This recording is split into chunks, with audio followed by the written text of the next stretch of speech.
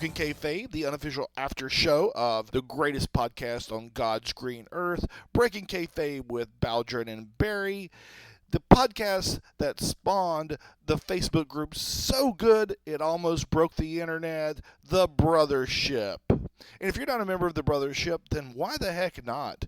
Just go search Breaking Kayfabe with Baldrin and Barry.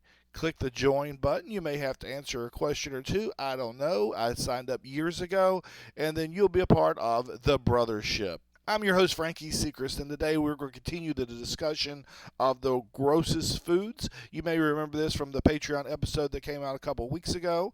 There have also been several Facebook posts in our group on this subject matter. On today's episode, we're going to take a little journey. We're going to start out in Las Vegas, where we hear a little bit from Brandon Rice. Then we're going to go over to the east coast of Canada to Newfoundland, where we're going to talk to Ryan Wade. And then we're going to go back to the west coast of the United States of America and talk to Ariel Agbalag. I hope everyone is enjoying their holiday season. You know, right now we've got about 10 days until Christmas, and then after that, of course, we've got the new year 6 days after that. So very exciting time, and I hope that you all and your families are doing well. My plan for this podcast is to get a member of the Brothership or two each week on the line and just have them discuss some things that may have been in the group. It may be in something that was mentioned on the podcast. It may be a top 10 list, whatever it is. So if you have an interest of being on the podcast, I just ask that you have Skype and that you just send me a message and say, hey, I'd love to come on and talk, and I'll try and get you on. I'm pretty open with my availabilities, so it shouldn't be a problem. Next week, we do have a special guest coming on. Very excited about that. More to come on that. Right now, let's go ahead and go to a conversation that I had with Brandon Rice earlier in the week. And I'm going to admit it was my first recording here over Skype, and I screwed it up. Did not hit the record button until it was way too late. And so here we go. A very brief, but yet I'm very grateful to have talked to him because he is one of the coolest dudes in the group. He posts some really awesome stuff. And here is my conversation with Brandon Rice. Basically a mashup of a bunch of leftover parts from the pig. Hello? Yep. Oh, okay. Just making sure you're still there. So Yep. I'm talking about tongue, feet, heart, ears, whatever. It's a mashup. Now, as a kid, most kids, I'm sure a lot of us have young kids, eat with, your eyes. What you see is what appeals to you. So growing up, all I knew was what I saw it look like and how it smelled. Neither of which appealed to me. So as I got older, obviously, I'm like, let me try this shit. Like, what's the worst that can happen? I could spit it out. It's okay. So I bit into it. I think I put it on a saltine cracker or whatever. It was bitter. It was bitter and salty at the same time. I don't know how you can mash something up and make it that way. But maybe that's because there's 30 different parts of the hog grinded up into it. And it was probably the most vile thing I've ever eaten. And the look of the hog head cheese literally matched the taste that I had in my mouth of the hog head cheese. And that's probably, if not top 3, if not top 2, it's definitely in the top 3 of nastiest things I've ever eaten before. Oh wow, yeah, I would probably agree. I would skip that one too. That sounds disgusting. Yeah. And I mean, I grew up where we would slaughter our own animals, but we never ate anything like that out of the pig. I remember my dad taking a pig that we had to the slaughterhouse and getting it cut up, and then we were in his conversion van, and there were all these different bags of these pig parts.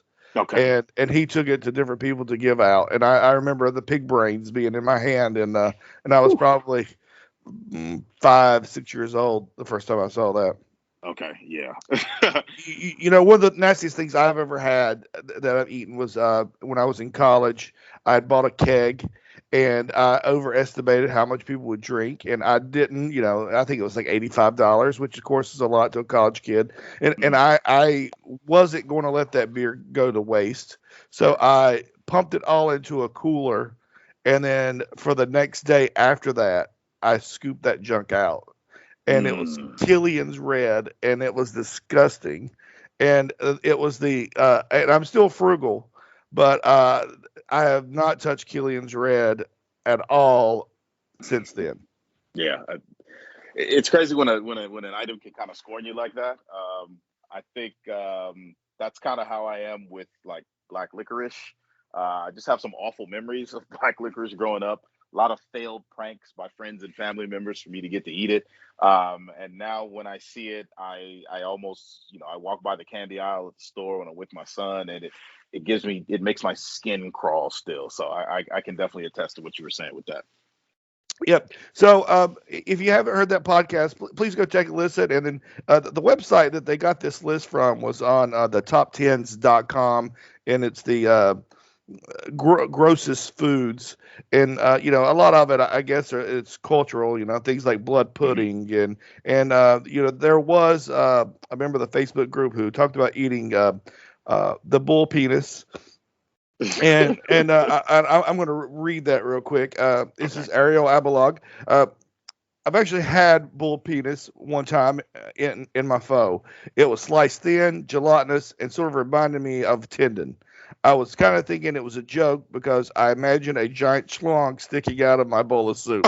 I like So that. that's the kind of stuff that you're going to find on the Facebook group, which is you can find it on Facebook, Breaking Kayfabe with Baldwin and Barry, and it's the best group that I've ever been on Yeah. Facebook. I mean, we call it the brothership, and it truly, truly is 100% a brothership, and people just support each other and love each other and have each other's back. So, Absolutely. Brandon, let me tell you about the Fan Fest and ask you about that. So, this was the second year that I went. Okay. The first year was I basically bought the $60 ticket. I walked in, looked at all the rooms, and kind of saw gimmick tables, and then turned around and walked out. Okay. I did not realize how the whole thing worked. And I'll talk more about it when I don't have this raspy laryngitis going on. Gotcha. But this year was completely different. I had the ultra ticket for my wife and I, and it was phenomenal. Awesome. And the thing that really made it special wasn't just the legends, Jerry Jarrett, Rock and Roll Express, Fidel Sierra, the Cuban Assassin, Lynn Denton, the grappler, but it was the times in between all these folks were talking. It was the brothership hanging out and the stories and the things that happened. And I'm telling you, that part is what was amazing. But let Okay. me ask you, because you bought your tickets just shortly after the last Fan Fest. So what made you jump on board and get tickets this year? I mean, well, the first thing is it's an excuse to go to Florida in the summer. I'm not sure how familiar everyone is with Las Vegas weather, but in June, we're basically pushing 3,207 degrees at 6 a.m. So you can imagine how much hotter it gets during the day. So definitely can't pass up a trip to get out of here and come down there. But I would say that I wanted to come to this most recent one. Um, got a new job a couple months ago, so kind of tiptoeing the line there with wanting to take vacation time so quickly, and then it kind of crossed between my grandmother's birthday, my mother's birthday, my cousin. It was just a lot going on at the time. In this case, I definitely was already intrigued just by it being that's my birthday month, so I think it'll be about 3 weeks prior. The fan fest is that, if you will. So, and then also I saw, there's been times where they've announced, the featured guests, and I'm 37. I started watching wrestling when I was 3, 4 years old. So a lot of the guys I'm not necessarily familiar with. So I believe in this upcoming one, I know they listed Medusa, Demolition. So right there, we're talking about people that I grew up watching. So that obviously also made it easier. Then just kind of seeing, like you mentioned, the opening, just seeing the camaraderie that a lot of you guys share. Like over the last year or so, I've kind of immersed myself more in the group than I had in previous years, and I'm a foodie myself, so seeing you guys dine at all the restaurants and just kind of hang out and just keep it loose and have a good time, like just sound like something I wanted to be a part of. And then of course, obviously, I had a yes, sticking with kayfabe, I had a mystery partner, if you will, to be determined later, or to be named later rather, who went ahead and had an extra ticket that he decided to offer to me. And I thank him for that. We'll reveal who he is at a later date.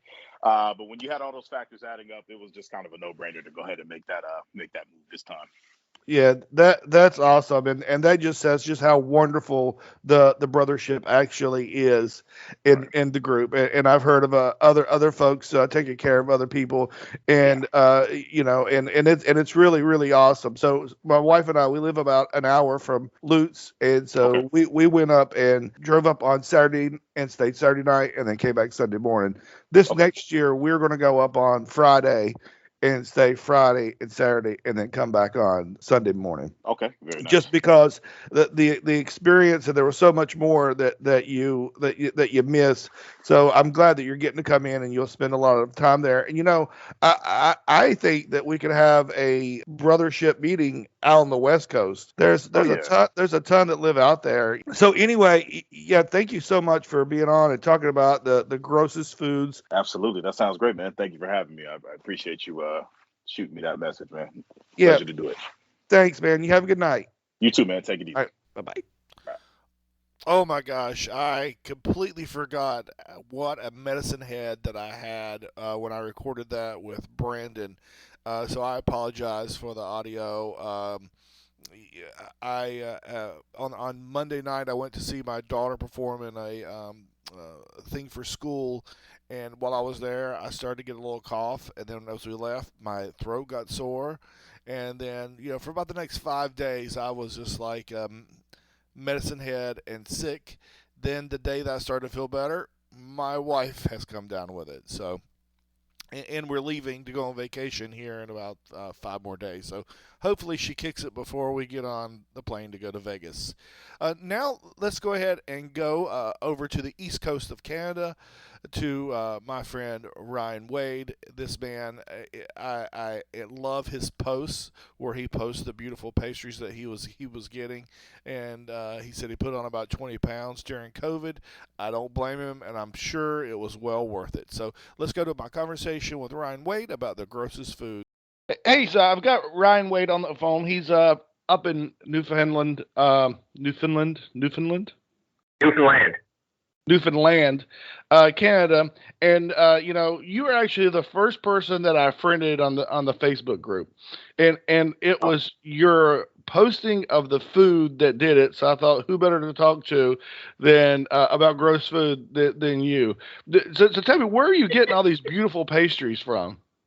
okay. Well, I was living in a neighborhood downtown in St. John's, Newfoundland called the Battery, and about a 5 minute walk from me was a place called Coslow, which is the local high-end cafe.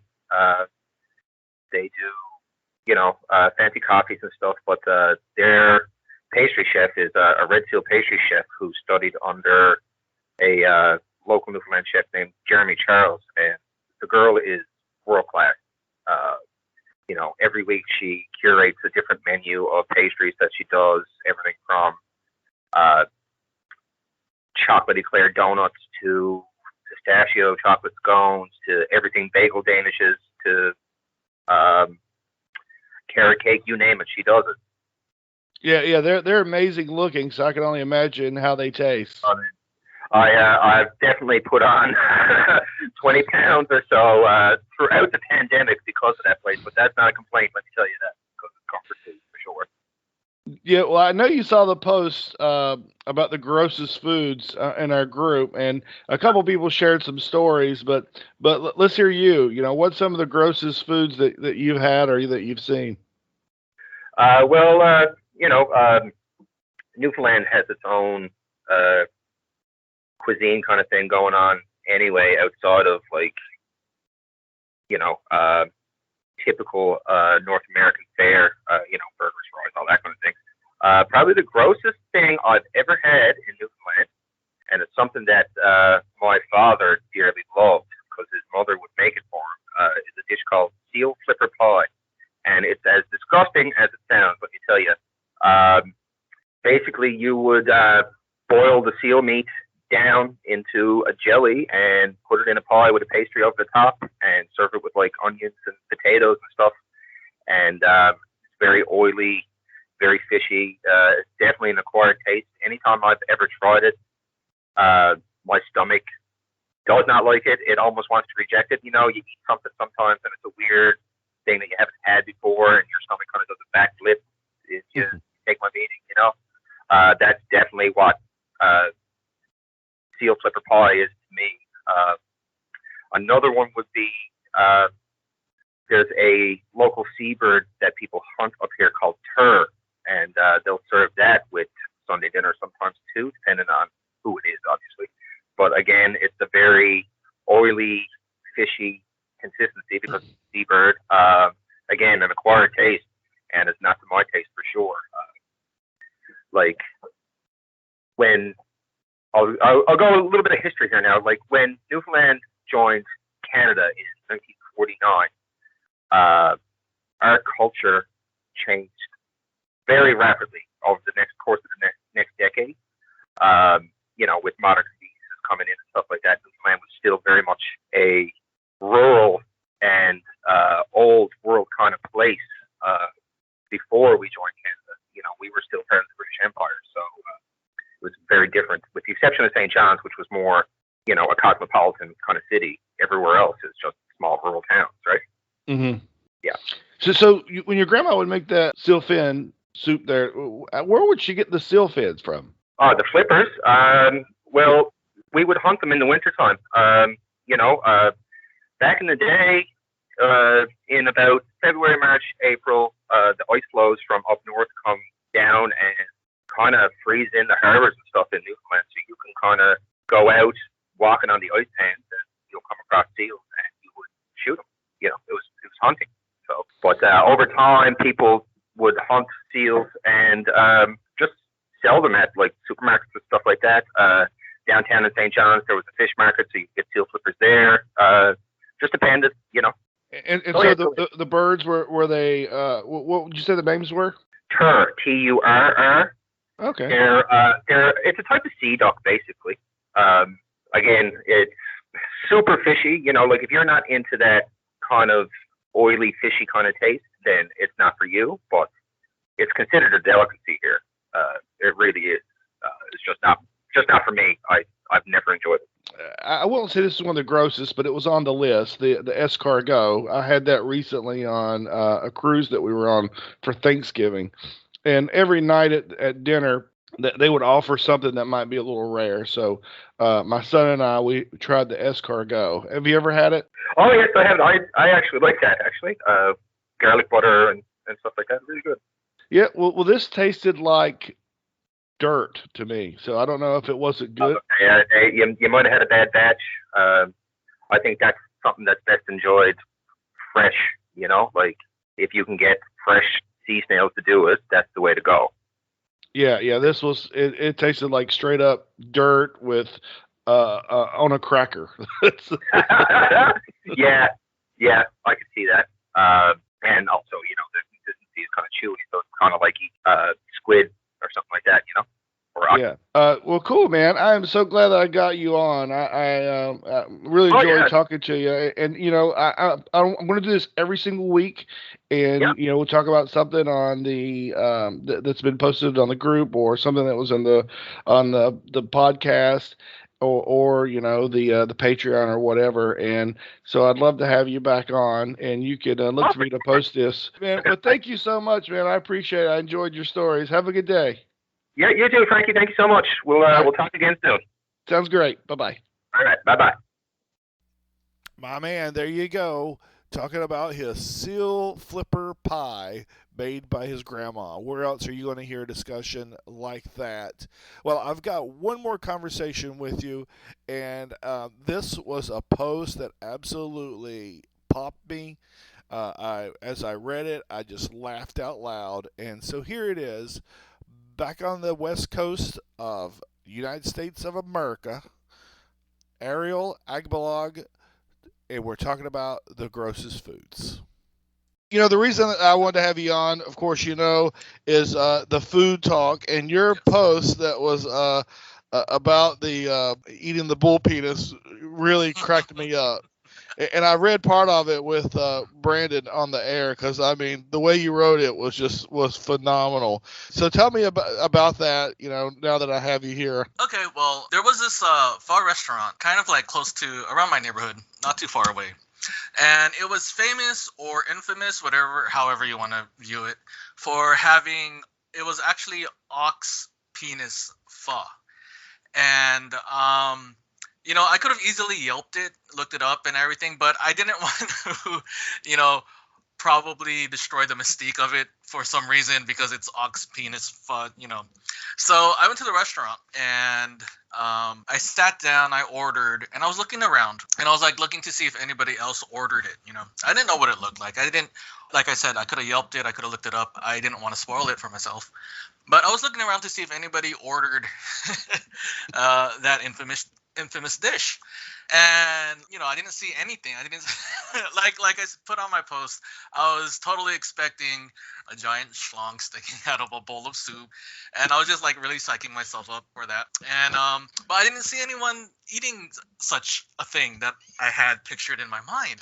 So so the bowl comes and it looks just like a regular bowl of pho, and I'm like, wow, what the hell? As I wrote like that while I was waiting, I was like, okay, I was thinking it's sticking out. Do I do I go mouth first? Do I use both hands? Do I suck on the head? I don't know. It was like, what do I do with it if it came that way? And unfortunately, that it just looked like beef tendon. It was sliced very thinly, almost translucent, and it was like on the fattier textured end, like beef tendon.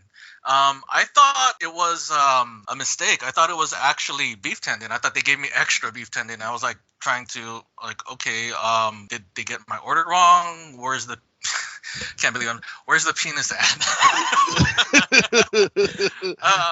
So did you actually have to ask? No, that's when I actually looked it up, and because I didn't want to, I was embarrassed. First of all, I was like kind of embarrassed to order ox penis pho, and I didn't want to like call attention to myself and ask the server like, where's my bowl of penis soup, or like, is there dick in here? Like, where's the dick at? Yeah. So I ended up looking it up on Yelp, and there were pictures, and it was the same thing. It was just a thinly sliced gelatinous, I guess meats or whatever protein. And I'm like, oh, okay, well, I guess.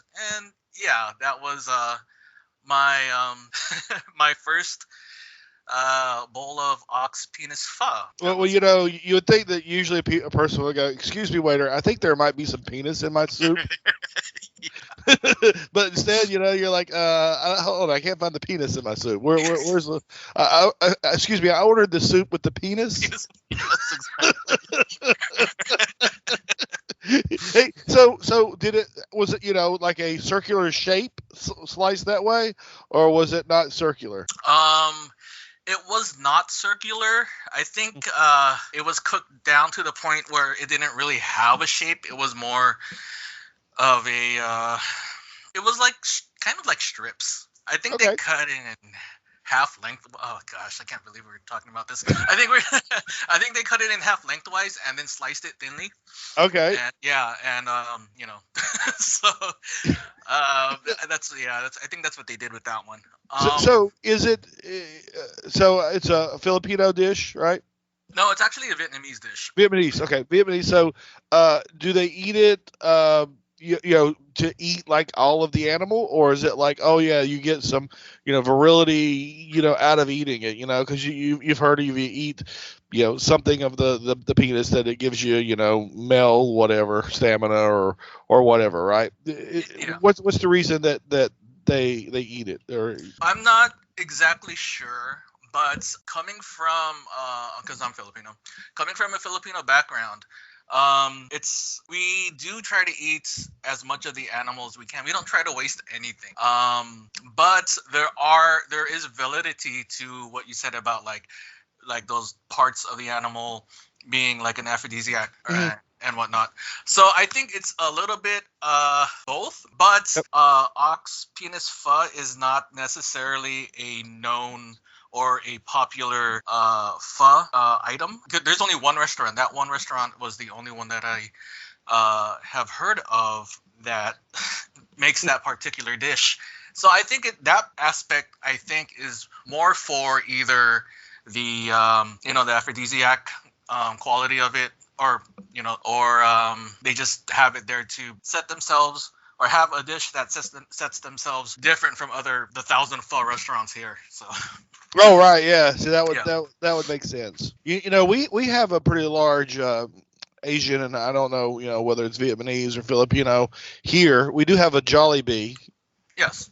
but so I'll next time I go and check out one of these places, I'll see if they have the anything with penis in it.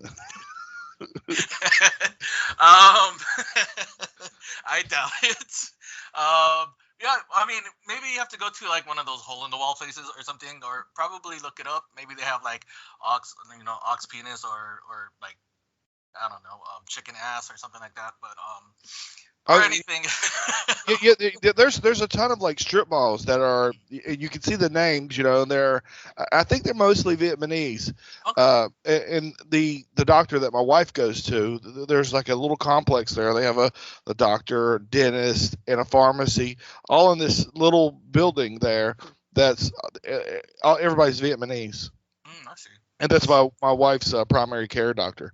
So, and then those strip malls that are near that area, there's, you can see they're Vietnamese. They'll have, have pho or sushi, and they're all right there. So when we're out and about, I'll poke my head in there and see what they have. Yeah, that should be fun. Yeah, there's some places you might have to like search around, or do some research to see if there's any particular dish that sets them apart from any other restaurants that are similar to theirs. Some specialize in seafood, so you might get like sea snails, or there's other restaurants that specialize in pho, and they have like exotic meats, I guess, if you want to call it that, Well, or anything else like that. there's one restaurant that's here that's Vietnamese, and when we're off here, I'm gonna send you a text of the sign, because the sign is a little controversial, and it's also sort of funny. There's been like memes made about this sign that I saw long before I moved here. So this is like here in the area where I live. So I live close to St. Petersburg, Florida. Oh, I see. I got one for you. I'm gonna send it after we're done. It's actually the first pho restaurant I've ever been to when I was a kid, about 30 years ago. It has a funny sign, a word pun with with the word pho in it. So Good. Yeah. I love puns. me too. Yeah. So I'll send this to you, and it cracked me up the first time that I saw it, and then we passed by, and I was like, did that sign say what I think it said? And it does. So uh, that was one post that you had there about the food, and man, the way you wrote that was just brilliant, and it just cracked everybody up. But then you also posted a picture, which is even better. I'm more of a visual guy, and sometimes when I post something, I if I don't have a picture, I'll go and try and find a picture, right, that goes along with it, or just so that people look, because I know a lot of times people don't want to read a big long whatever, right? But so you posted a picture of these. I'm going to call them what we call them in the South, chitlins on a stick. Tell me about those. Okay, so that particular dish is called isaw, and it's a common Filipino street food. You can find it all over the place. I put on the post, Filipino barbecue is usually grilled meat on a stick, and that particular one that I posted was chicken intestines and pork intestines, basically chitlins, that were grilled, were clean, of course, and skewered, grilled, and slattered with a sweet barbecue sauce. And depending on, I actually got it here. There's a Filipino supermarket that has those grilled items. I was actually there earlier to see what else they had. They had they had bolot, the the little chicken egg embryo. They had it there. They had more of the isao and some other items, but that's yes a very common street food over there. It's a bit chewy. The chicken one, you, there's you got to be careful when you cook it because it cooks really quickly. So that one I had that day was kind of tough, but the pork one was actually um, really tender and soft. It's very subtle in flavor. Um, Unless they didn't clean it right, then it gets funky. But this one was cleaned very well. There was no funk to it. There was barely any flavor to it. But the weird thing is that I did not mention is every time I've had that particular dish, I can't really explain it, but when I bite into it, there's this gooey stuff that gushes out when I chew on it, and I cannot explain what it is. I don't know what it is, and I'm afraid to look up what it is, but it happens every time. I don't know if it's a thing with intestines in general when you eat them, but there's always this like gooey stuff coming out coming out of it when you chew. So I don't know if chitlins are like that. Um, but that's kind of the thing with the isao that I kind of not really like. It's just a weird, like a gush. I don't know. It's just weird. It's like a creamy filling inside. So would you describe either of those foods as being gross? No, I See, that's well, that's the thing about the article. I don't know if you heard the Patreon episode where they talk about, that it's gross. It's like, well, is it really gross? Is it really gross as you're eating it, or is it just, oh, I think that's going to be gross? Because those are two totally different things, right? Right. Well, for me, since I grew up with those kind of foods, to me, it's not gross. It's just food. I know it's different cultures involved. And, I was born here, so I'm an American. So I mean, my parents are born in the Philippines. They're used to the kind of stuff every day, and I kind of grew up eating that stuff. I don't eat balut. My uncles, when I was a kid, ruined it for me because I was watching them eat it, and they were like, Ariel, do you want some? I'm like, what is that? They were like, it's hard-boiled egg. And I looked at it, and it's the little chick was in there, and they they started slurping it like it's soup, and I was just like really put off by it. I still am. I won't eat balut. I would eat almost everything else but that. But to me, it's not necessarily gross, but I understand that different cultures eat different things or whatever they need to survive or whatever they can afford or whatever they have on hand. And to me, I appreciate them for doing that. And it opens a lot of it opened my mind to a lot of things about culinary traditions and like other diverse foods that are out there. Even here in the United States, we have like regional cuisines. Excuse me. We have regional cuisines like Southern food and like barbecues and all that stuff.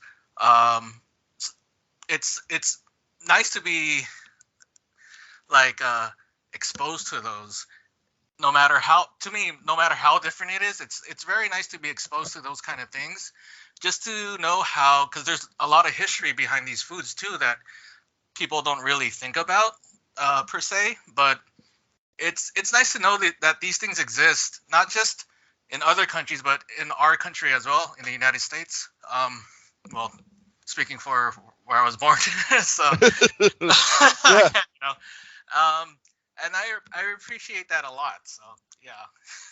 Well, when someone says here's the top 10 grossest foods, Right. I don't think of it's like did you see the movie The Lost Boys? Lost Yes. Boys. All right. Yes. Well, like the guy Michael is eating the rice, and he goes, Kiefer Sutherland's character says, "You're, hey, Michael, how's the maggots?" He goes, "What? You're eating maggots?" He looks at it. He's actually eating maggots, right? So if he was actually eating maggots and didn't know he was eating maggots, then he wouldn't be grossed out, right? And that's what I think. It's like he's eating the noodles, the Chinese noodles. He says worms. You're eating worms, and then he sees them and they're actually worms. Well, if he was eating worms, he didn't know that it was worms, then he probably wouldn't be grossed out. He's like, oh, but so when I think of gross foods, I think of what was actually when you were eating it at the time, what was gross.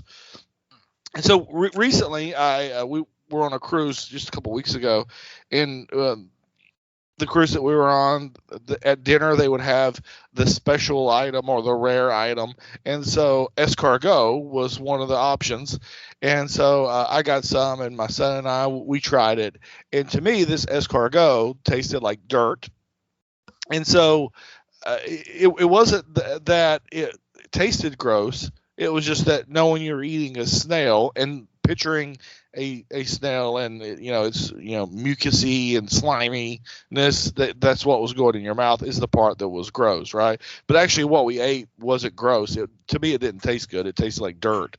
But just that thought of that is what you're eating. So it's like if you don't know that you're eating the bull penis and you pho, then it's not really gross. You're eating, let's just call it boogabob, right? And you're eating boogabob pho, and it's like, oh yes, boogabob pho is great. Well, then you learn that boogabob means, bull penis, and then you're like, oh, I just ate a bull penis. Well, it wasn't gross. It tasted okay, right? So, what is actually the grossest thing that you have eaten that you have had in your hand, you put in your mouth, and you're like, oh man, this is just nasty. Let's see. Oh wow. Well, that I found gross personally. Okay. Well, it used to be liver. Liver was one of the things that I would not eat. I would be disgusted eating it and whatnot. Actually grown to like liver as I gotten older. I haven't had really any what I would call gross food for myself that I have tried. They're like balut, for instance. To me, that's gross, but I've never tried it. But visually, it's gross to me. um, that would be to answer that question in a different way would be balut. But the ones that I had in my mouth, or I shouldn't be saying it like that. After talking about ox penis. But the ones that I have tasted before was liver, but now I've grown to appreciate it. Also bitter melon. I used to hate bitter melon. That was like the grossest thing, one of the grossest things to me. I'm like, how can one person eat something so bitter? And about 6 years ago, I was diagnosed with diabetes. So I did a lot of research on foods that that were like very nutritious or help lower my A1C, and bitter melon was on the list. So I'm like, damn, okay, well, let me try it. So I tried it. I had my mom prepare it for me, and over time, I just gained a palate for it. But same with liver. Liver is a superfood, supposedly.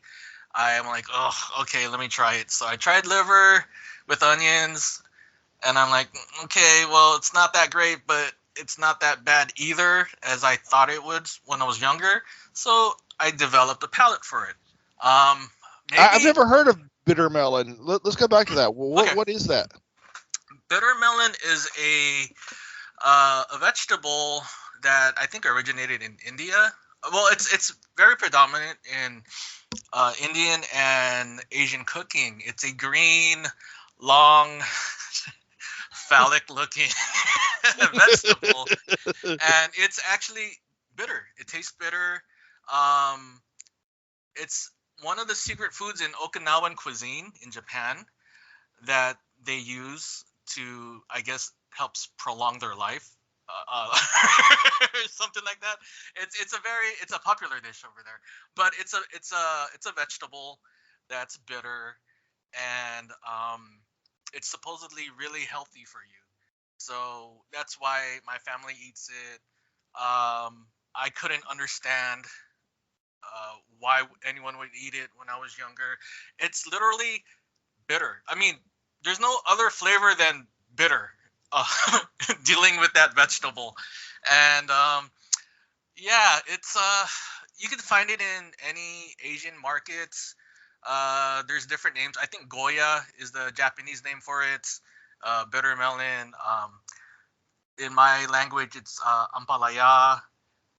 You can find it in like in a Chinese supermarket, or even in a restaurant. They serve it sometimes. Well, did it help you with your diabetes? Yeah, it did. Well, yeah, it did. Actually, I found bitter melon tea, which it tastes like it tastes like hot, dirty water. Mm-hmm. And there's a bitter melon tea. They cut the bitter melon into thin rounds, and they dry it. And then you just steep it in water, hot water, for a couple of minutes. Drink the tea from it, and it does taste like dirt. It's disgusting, but after a while, it did lower my A1C. I also attribute that with like exercise and eating better, but it did help lower it from. I was at 11 points. Oh, did I lose you? Oh, did you? Hello? Yeah. I'm Yeah, sorry. after you said A1C, I lost you. Okay, so it did help lower my A1C, and I don't know if you know anything about diabetes, but the higher the A1C number, the more prone to diabetes you are. So mine, when I got diagnosed, it was like 11.2. That's very, very high, close to yeah. I'm not on penicillin. I'm not on what's it called? On Insulin. any insulin. But at the time, I was very close. So my doctor said, you got to lower this and do it quickly, or else it's gonna get worse. So I went on this whole exercise, eating right, but also supplementing with bitter melon and bitter melon tea. And in 6 months, I went from 11.2 down to a 6.4, which is not normal, but it's down to pre-diabetic stage. So I lowered it down a lot in 6 months. Yeah, that's And tremendous. thank you. And I attribute that with the I didn't exercise hardcore. I just did walking and stair climbing, but I felt that the bitter melon did help a lot. Even though I don't really like it at the time, but it did help. It helped me. Now I've gotten used to the flavor of the vegetable itself, and now I like it. Wow, this went off in a tangent. So, I'm sorry. But that's my bitter melon. My bitter melon appreciation for it. So, yeah. So where do you get your bitter melon? I'm sorry. Where do you get the bitter melon? I go to Asian markets. There's a lot of Asian markets around here, so we get the vegetable itself. There's like a couple of other Asian markets that sell the tea. And yeah, that's primarily where we get our bitter melon from. Awesome. So, how long have you been a member of the Brothership? Since 2017, I think. Oh wow! So that was like kind of right when it first began, huh? Yeah. Are you members of any other Facebook groups that have to do with wrestling? The Mothership and Stick to Wrestling, Yeah. and Jim Cornette's podcast. Well, I Oh, listen to those two. man, I love the brothership. Like you know, of course, I joined the mothership group. You know, as soon as it first got going, you know, that was the first like podcast I really fell in love with. But you know, as time went on, you know, I migrated to the brothership, and you know, the podcasts you know come out every week, which I love, and they're you know an hour, 2 hours, and then now we have the Patreon. But I just love the group, and that the group has become more than just this Facebook group. You know, it's like this group is uh, very supportive, and people share things that you know where they just reach out. And I'm a member of other wrestling groups where it's not that. It's like you know memes, or it's you know guy humor type things. But this one, man, I absolutely love the group, which is why I love the fan fest. So did you see the posts about the fan fest this year? Yes, I have. Man, I'm gonna tell you. So last year I went, and my wife and I bought the $60 tickets, and we just went and walked around, and it was the first time I'd been to a fan fest, well, really ever.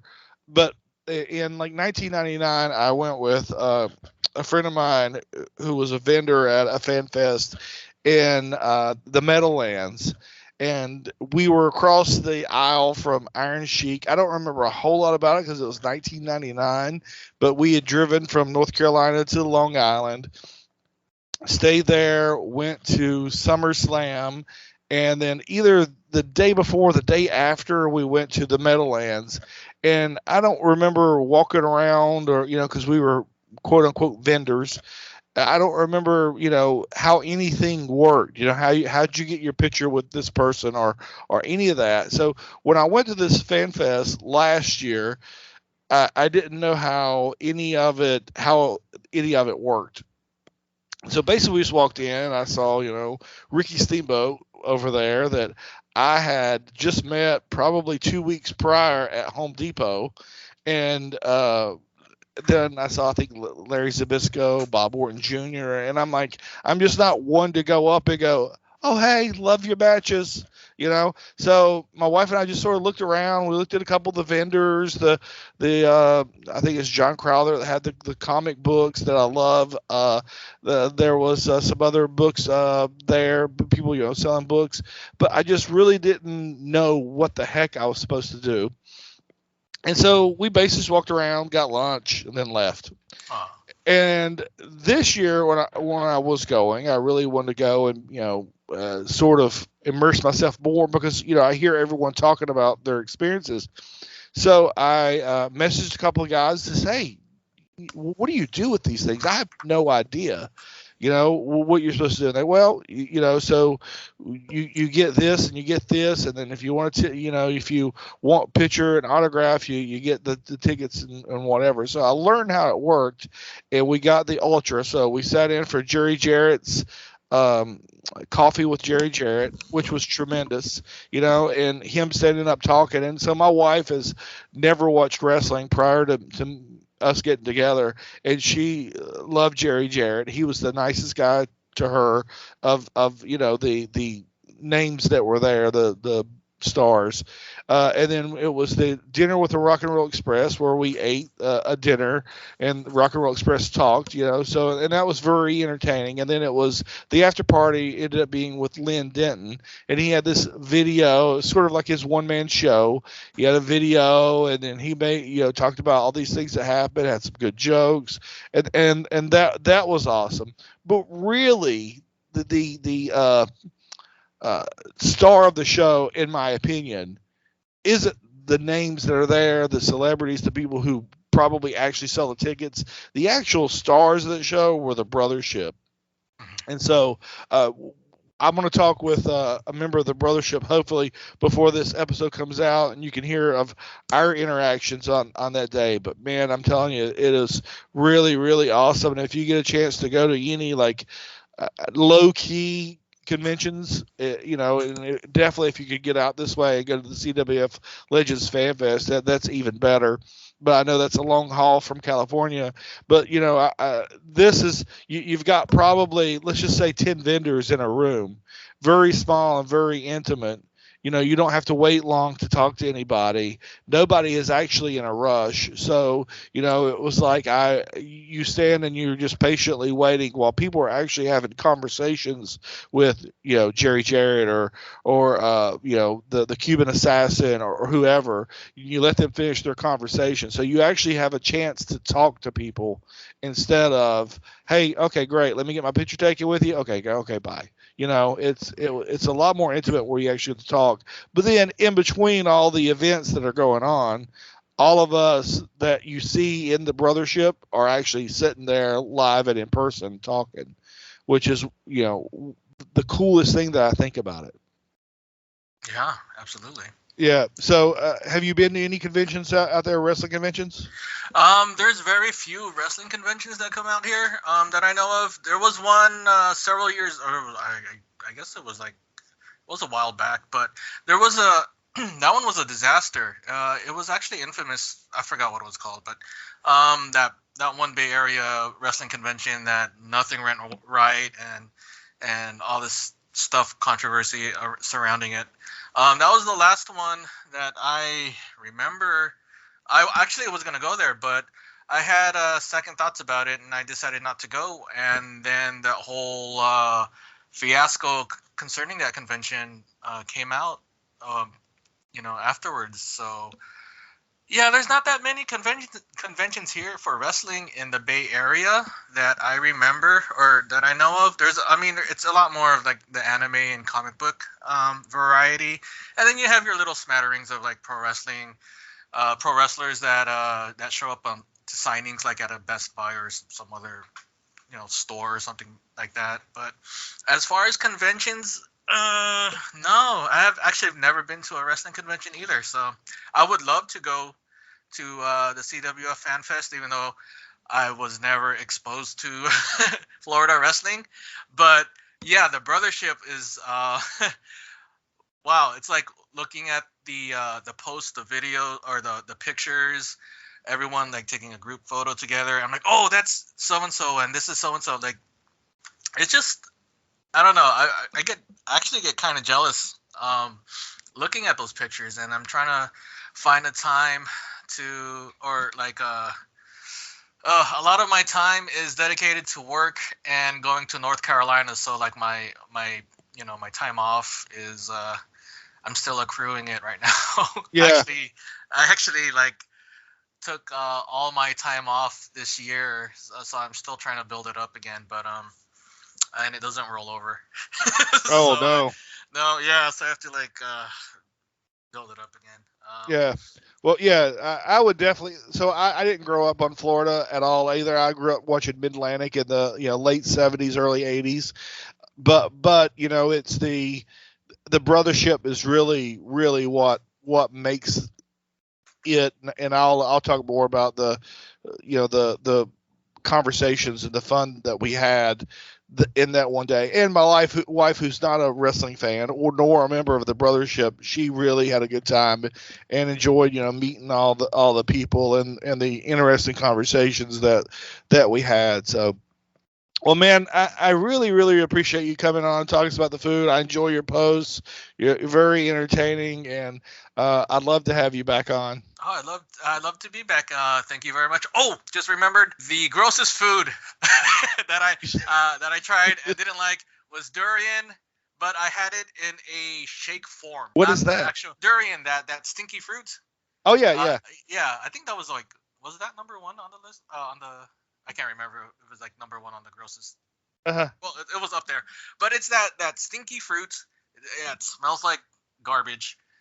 Tastes like garbage too. But I had it in a shake form, so I thought that maybe they loaded up with sugar and it would kill the taste. I took a couple sips and I chucked it out. I just didn't want to deal with it anymore. It was, God, it cost me $7. Anyway, but And where did you get it? There was those boba shops, those Uh huh. milk tea places. So there was one over here that sells. There's a bunch that sell them, but they have durian and like winter melon and all these other exotic, I guess, Asian fruits blended into a shake. So I was like, okay, let's try durian. I've never tried it before. I've known its reputation as being something of an acquired taste, and I was seeing, okay, well, I can't get the fruit because I don't want to buy the fruit. I don't want to buy the whole thing and not use it. So I'll just get the shake. So I got the durian shake. Already, I was put off by the smell, and then I'm like, okay, well, it might smell bad, but let's taste it, see if it's okay. No, Hmm. it smelled the way it tastes, like garbage. And I was like, who can? And then a whole like little kid in me, like, who can eat? Like, who likes this stuff? I mean, there's a lot of people. My friend does, but I'm like, I just couldn't wrap my mind around, drinking garbage shake. Or like a fruit that smells, a fruit that smells that way and tastes that way. But and then I talked to my friend afterwards, the one that really likes it, and I asked her like, why do you like durian so much? And she said, I don't know, I grew up with it. I'm like, okay, well then that's enough for me. You grew up with it, that's what you had, and I accept that. Yeah, So yeah. So it's not gross with her, but yeah, exactly. yeah, yeah. The headline here is durian, smelly but incredibly nutritious. Well, awesome, Yeah. man. Thank you so much for sharing your stories, man. And I can't wait to have you on again. Thank you. I can't wait to be back on. All right, thanks. We'll All see right. you later. Okay. Bye. All right, that's it. That is the first episode in the books of Broken Kayfabe. And if you would like to be a guest on Broken Kayfabe, just please message me on Facebook or tag me in a post on the Facebook group, The Brothership, Breaking Kayfabe with Bowden and Barry. Thank you all so much for being part of the awesome group, The Brothership. And let me just say, on the way out the door, if you have not been to a Legends Fan Fest in Lutz, Florida, what are you waiting on? Um, it is the place where the brothership actually happens in reality. So you should do it at least once in your life. I have been to two different Legends Fan Fest, and I am looking forward to going in June to the next one. And as we get closer, you'll hear more and more and more about it on Breaking Kayfabe with Bowden and Barry. And then I'll be talking about it too, because it is very important for me to spend time with you all at this fan fest as well. For me, it's just as important to hang out with the brothership as it is to see whatever legends it is and meet them too. So anyway, thank you all so much, and I look forward to next week, where I don't know what we're going to talk about, but I am going to have a very special guest. I can't reveal the name right now, but I will tell you that he is the former frontman for a rock band, and not to give it away, but in the terms of grocery managers, I would say he is the total package. See you next week, folks.